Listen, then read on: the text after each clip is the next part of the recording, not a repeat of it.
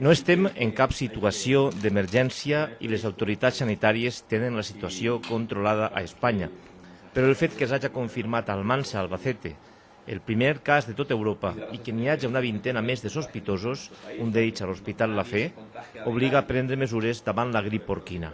És la raó per la qual este migdia s'ha reunit a València una comissió d'experts presidida pel conseller de Sanitat. A Madrid, el govern central ha recomanat no viatjar a Mèxic, ja que tots els sospitosos han estat últimament en aquell país. A Mèxic, les autoritats diuen que poden haver-hi ja més de 100 morts i vora 400 hospitalitzats, i als Estats Units també s'ha declarat l'estat d'emergència.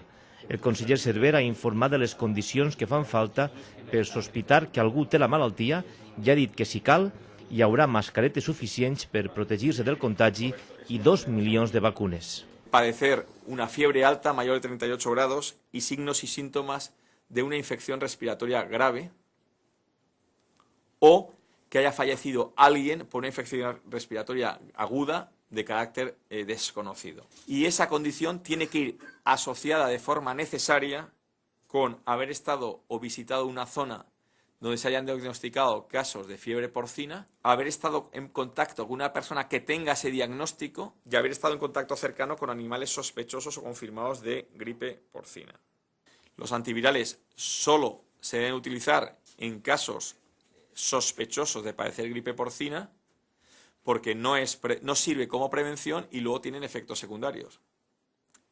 Y en segundo lugar, transmitir que tenemos en stock alrededor de 2 millones de dosis de antivirales porque se hizo su acopio hace 2-3 años con la preparación hacia la pandemia de gripe aviar.